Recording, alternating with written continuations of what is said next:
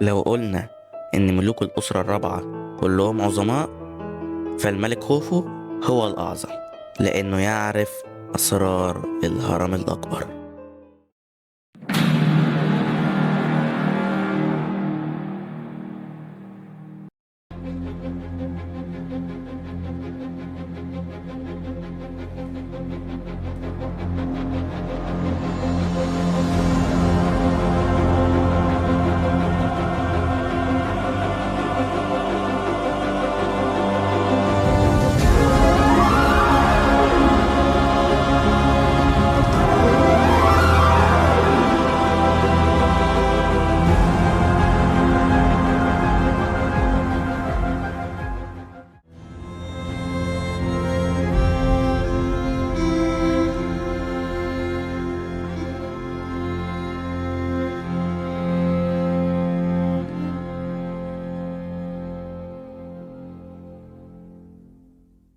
بعد موت الملك سنفرو تولى ابنه الملك خوفو ليبدأ فصل جديد من الألغاز. بيبدأ خوفو القصة في مكان جديد قريب من منف غرب النيل ليبني أحد أعظم المباني على وجه الأرض، ألا وهي هضبة الجيزة.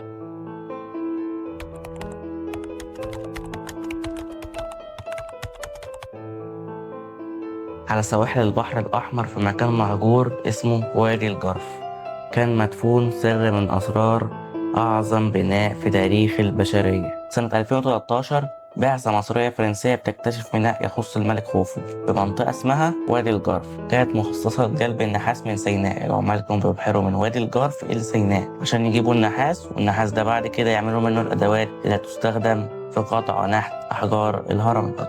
كده بقى معانا الأدوات، فاضل الأحجار. بتحكي بردية كتبها رئيس العمال المسؤولين عن هرم خوفو مرر عن تفاصيل الحياة اليومية وأكلهم إيه وكده. تذكر إن هو وعماله كانوا المسؤولين عن جلب الأحجار من طرق لكسي الهرم، وأحجار الهرم نفسه كانت من الجيزة نفسها، ومحجر منهم في جنب هرم خفرع. بيؤمر الملك خوفو إن غرفة الدفن تكون من الجرانيت الأحمر اللي في أسوان، وهو محدد. يقول طب ليه يا ملك، هو الحجر الجيري حصل له حاجة؟ يقول لك لا، بس أنا عايز غرفة الدفن بالذات تكون من الجرانيت الأحمر اللي في أسوان. وفعلا بينفذ العمال كلام الملك خوفو، وبيحطوا الأحجار على قوارب ضخمة وحركة النيل بتحركها. وبعد 23 سنة من الاجتهاد الهرم الأكبر بيخلص أخيراً.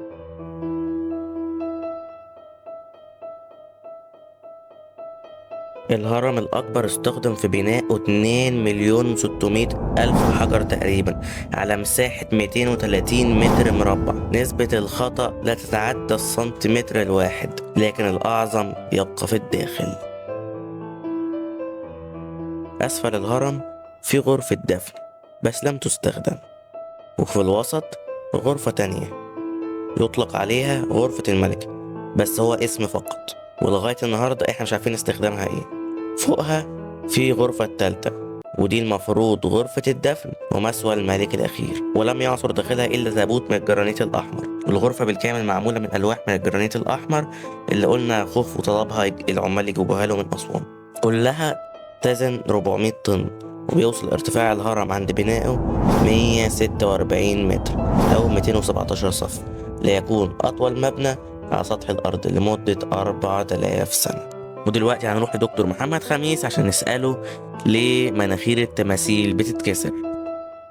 حلو السؤال، سؤال مهم. الراس والمناخير دايما انسبورتد. ليه؟ لان الرقبه هنا هي اضعف حاجات ومفيش حاجه هنا ماسكاها. بيستعيض عنها بايه بقى؟ بالباروكه. ده لابس باروكه، دي باروكه.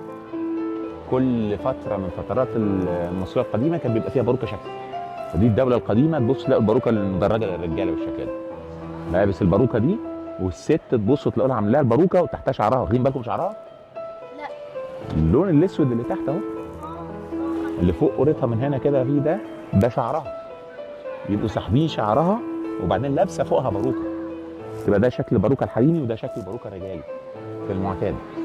لان ما ينفعش الراجل يبقى مربي شعره تاني. الرجاله عندنا تلبس جاب. ما يلبسوش بنطلونات، ما يلبسوش فساتين، عيب. الستات اوعى ست تلبس جيبه. ست تلبس جيبه يعني ايه؟ تلبس فستان. فدايما الفستان الحريمي يبقى واصل لغايه قرب الكعب كده دايما. ويبقى في المعتاد في كذا نوع من الفساتين. بس في المعتاد بيبقى الحابك ده، حابك يعني ماسك على الجسم. احيانا بيبقى شفاف واحيانا بيبقى مش شفاف، واحيانا بيبقى شبيكه، واحيانا بيبقى واحد حابك وفوقه واحد فضفاض. يعني في تفاصيل كده، ذوق لذيذ كده عند المصريين. عموما الستات تبقى لابسه الفساتين والرجاله لابسه الجيب اللي هي اسمها بالمصري القديم شنديت او شندس، شنديت، تمام؟ ويبقى فوقها الحزام، والحزام بيبقى طالع منه منديل او طالع منه خنجر. تحت الايد بقى بتبقى ماسكه، يا ماسكه منديل يا ماسكه صولجان يا ماسكه في حاله الملوك اسطوانه اسمها المكس. اسطوانه كاتب فيها دليل شرعيته في الحكم، اللي هو كاتب فيها ان هو انا رمسيس الثاني ابن ست الاول ابن رمسيس الاول ابن مش عارف ايه وقبل ما نمشي لازم نعرف ان الكلام ملوش دعوة بالكتابة. الكلام ملوش دعوه بالكتابه. احنا دلوقتي بنتكلم مع بعض، انا ممكن اكون ما اعرفش اكتب اصلا، ممكن اكون جاهل ما بعرفش اقرا اكتب، صح؟ لكن بنتكلم. اللغه اسبق من الكتابه. اي مجموعه اتجمعت مع بعضها هتتكلم، لكن الكتابه لازم لها حضاره، ده موضوع تاني خالص. في دراسات من العلماء اثبتت ان الحيوانات بينهم لغه. انا مش بينهم لغه، انا ما بتكلمش عن منظور الديني دلوقتي، انا بتكلم عن منظور علمي صرف. ناس قعدت تعمل دراسات على الحمام وعلى البقر وعلى القرود، واكتشفوا ان الاصوات معينه بتدي ردود افعال ثابته. لما تبقى الاصوات دي طالعه بتدي ردود نفس الافعال، فيبقى في لغه. هنا في اكل تعالي حاجه زي كده، في اسد جاي، في حاجه، ففي ردود افعال واضحه، دي لغه. بس اللغه اقدم من الكتابه بكتير، واقدم من البني ادم اصلا. كلام في حد ذاته بنتكلم، لكن الكتابه هي اللي سلوك حضاري، والكتابه بقى تختلف من مكان لمكان.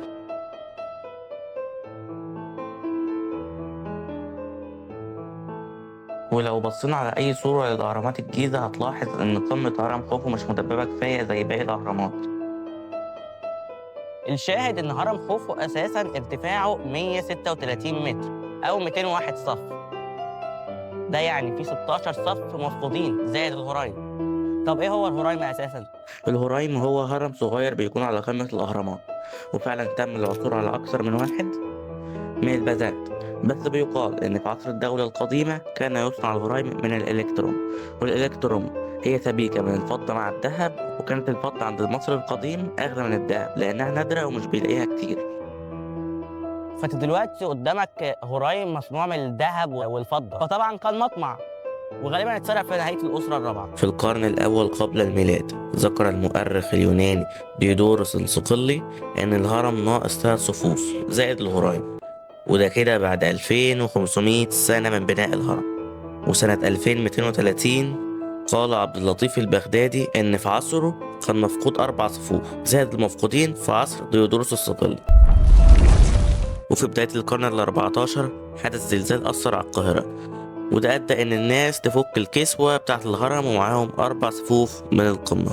كده نكون وصلنا ل 206 صف على مدار 3000 سنة و800 سنة.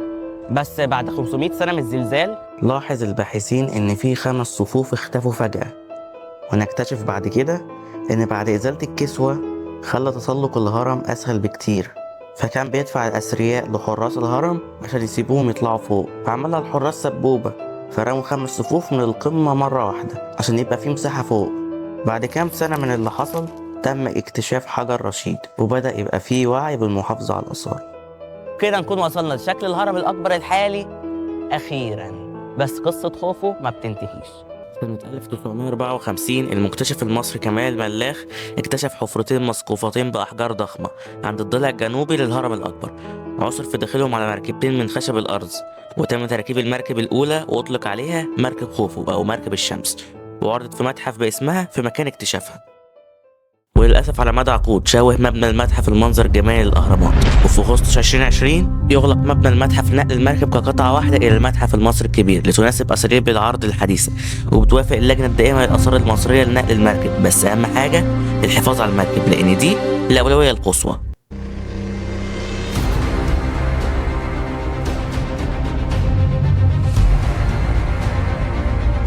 وفي أغسطس 2021 بتتنقل المركب بسلام، وبيثبتوا المصريين إنهم قادرين على تحقيق المستحيل.